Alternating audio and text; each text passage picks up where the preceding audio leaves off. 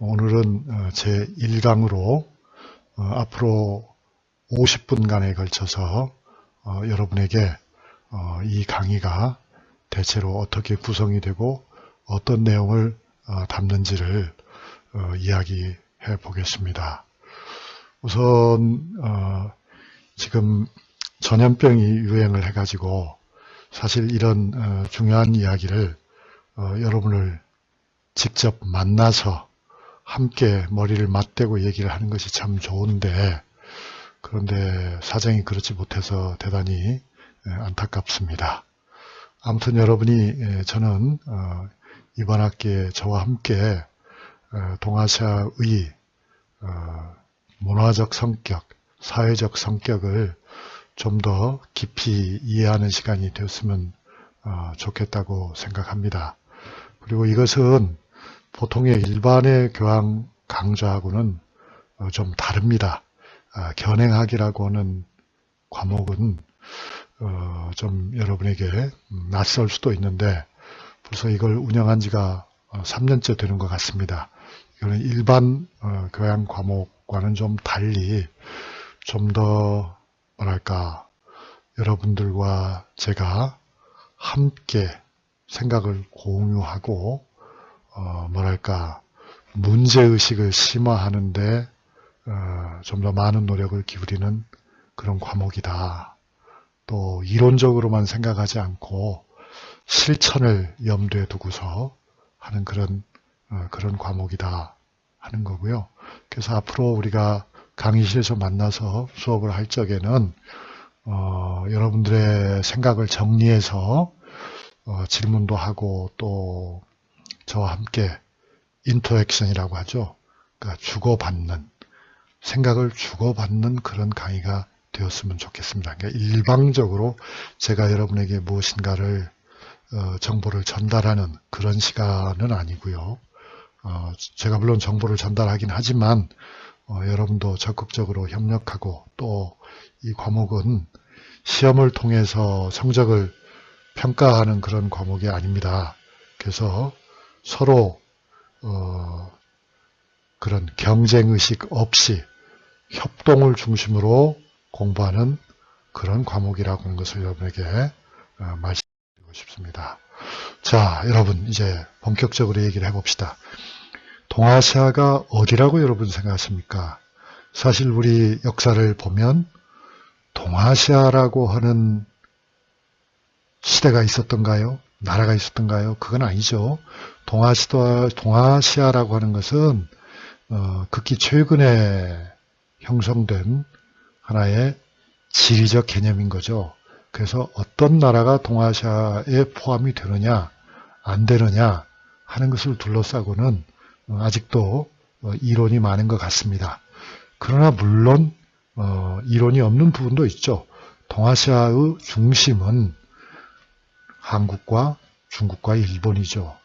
거기에 이제 대만이나 몽골이나 홍콩이나 또는 경우에 따라서 베트남을 포함시키는 사람들도 있지만은 그러나 근본적으로는 그 중심은 중국, 한국, 일본 세 나라다.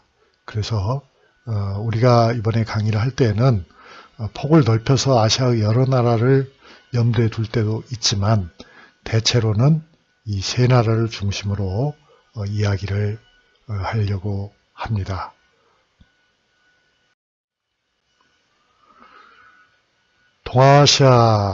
동아시아를 보는 데 있어서 우리가 동아시아의 현재나 미래를 얘기하기도 하지만 대체로는 아마 우리는 동아시아의 과거를 회상하면서 세 나라의 공통점, 차이점을 비교하고 또 세 나라가 닥치고 있는 현실 문제들을 좀 고려할 것입니다. 과거에 중점을 두는 까닭이 무엇인가? 그것은 여러 가지가 있어요. 여러 가지가 있는데 간단하게 말씀을 드리면 우선 중국이나 한국이나 일본은 과거에도 그렇고 지금도 그렇고 앞으로도 아마 상당 기간 그런 어려움을 겪을 것 같은데요. 다들 국가주의 또는 민족주의의 한계에 직면해 있다 하는 거죠. 여러분 생각나시죠? 지난해 여름부터 한국과 일본 사이에도 굉장히 극심한 갈등이 생겼잖아요. 이 아베 정권과 지금 오늘날의 대한민국은 아주 어려운 일을 겪고 있는 거죠.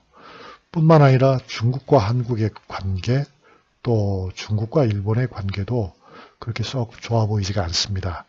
그러니까 우리는 한편으로는 굉장히 밀접한 관계이지만, 그러나 다른 한편으로는 국가주의나 민족주의의 틀에 갇혀 있다.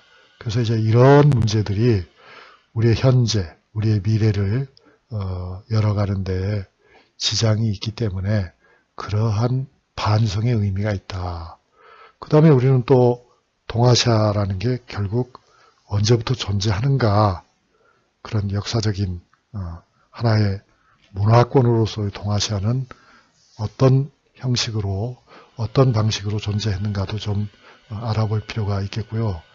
그래야만 우리는 현재를 넘어서 조화롭고 평화로운 공존의 시대로 갈 수 있을 거라고 생각합니다.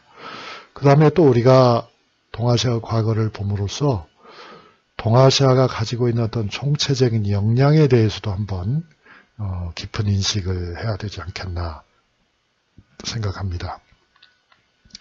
그리고 동아시아는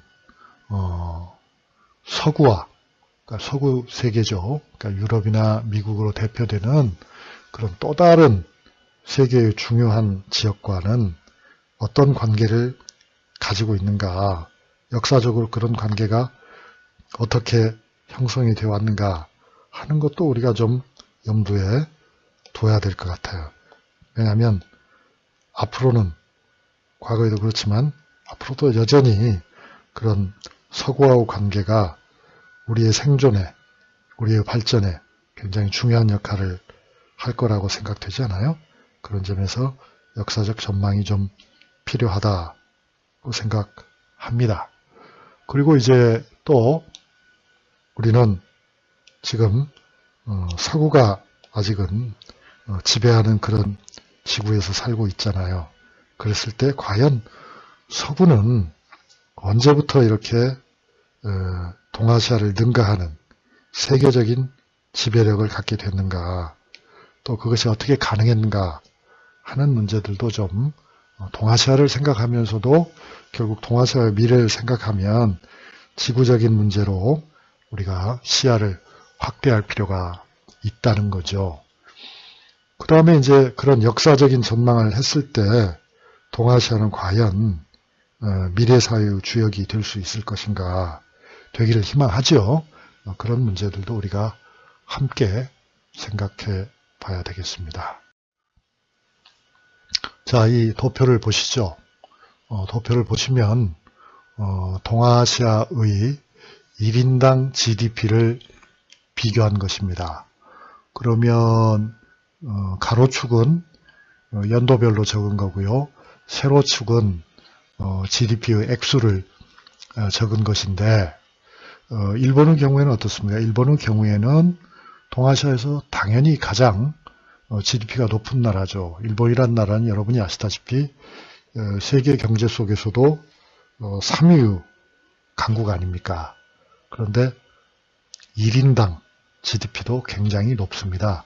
그래서 일본은 지금 현재 이 통계에서는 2015년까지를 적고 있습니다만 2015년 현재 4만 달러가 좀 못 되죠. 그러나 일본이 잘 나갔을 시기, 즉 2011년 이때는 4만 5천 달러도 넘었단 말이죠. 그리고 이미 3만 달러를 넘어간 것은 아주 오래전 일입니다. 그것은 1991년 정도면 벌써 일본은 GDP가 3만 달러를 넘었거든요. 그래서 대단히 지금은 좀 하강세에 있지만은 가장 부유한 일본. 그 다음에 또 다음을 보면은 우리나라죠. 코리아는 어떻습니까? 2015년 현재 이미 3만 달러를 넘어갔죠. 한국의 그 상승세는 굉장히 가파릅니다. 그러니까 오늘날의 입장에서 보면 뭐 한 3만 5천 달러 수준의 일본이나 3만 달러 수준의 한국은 차이가 있기는 하지만은 근본적인 차이라고 할 수는 없죠. 그러나 과거로 되돌아가 보면 가령 일본이 4만 달러가 넘었던 1990년대 초반으로 가면 그 당시 대한민국은 1인당 국민소득이 15,000달러도 되지 않았거든요. 이제 갓 10,000달러를 넘는 그런 상황이었습니다. 그러니까 그 당시에는 1인당 GDP의 격차가 일본과 한국이 얼마나 많습니까? 3만 달러 이상 차이가 났었거든요. 그런데 그로부터 약 30년이 지난 오늘날에는 뭐 아직도 큰 차이가 있긴 합니다만 그것은 10,000달러 차이가 아니고 5, 6천 달러 수준이다. 그 다음으로 이제 쫓아오는 나라는 타이완이죠. 타이완도 사실은 상당 기간 동안에는 즉 1980년대부터 2000년대 초반까지는 한국보다 높았습니다. 그런데 이제 그 이후에는 한국의 추격에 결국 덜미가 잡힌 거죠. 그래서 한국과 타이완의 차이는 오늘날은 일본과 한국의 차이보다도 더 크다 이런 거죠. 그렇지만 어쨌든 이런 일본과 한국과 타이완은 이것은 국제적인 비교에서 보더라도 매우 GDP가 높은 나라죠.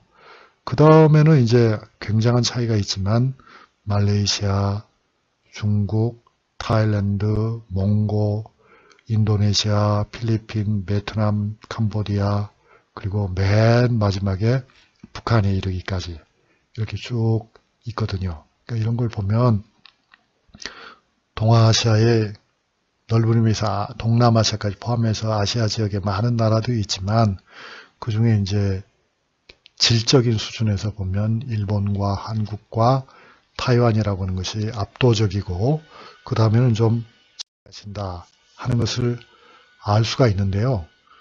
국가적으로 보게 되면 이야기가 좀 많이 달라지는 것 같습니다. 국가적으로 보면 여러분이 보시는 것처럼 이건 2007년에서부터 2014년까지 IMF와 현대경제연구원이 발표한 자료를 토대로 구성한 도표인데요. 어떻습니까? 어떤 현상이 눈에 들어옵니까? 이걸 보면 결국 세계의 경제권은 크게 봐서 세 개로 나눌 수 있죠. 이 글로벌한 그런 경제권에 가장 의미가 있는 것은 세계의 경제권이다. 그 중에 하나가 미국이죠. 또 하나는 유럽이죠. 그리고 또 다른 하나가 바로 동아시아인 겁니다. 그런데 비교를 해보시면 어떤 느낌이 옵니까? 결국 동아시아의 비중이 얼마 안 가서 세계 최고가 될 거라고 하는 전망이 뚜렷하지 않습니까? 그러니까 2007년만 하더라도 어땠어요? 미국, 유럽, 동아시아 수준이었고 그 차이가 유럽과 미국의 차이는 아주 얇았어요. 별로 없었어요. 그리고 유럽과 동아시아의 차이는 엄청나게 컸죠. 그런데 오늘날에 와서는 유럽은 이미 동아시아하고도 굉장한 차이가 벌어졌죠. 역전이 됐죠. 그리고 미국 역시도 어떻습니까? 미국이 많이 하강을 해서 동아시아와 사실상 같은 수준이 되었다. 여기서 말한 동아시아는 이제 한국과 중국, 일본 그리고 앞에 표에서 본 아시아의 10개국을 말한 겁니다. 즉 동남아시아까지 포함한 그런 아시아 지역이죠.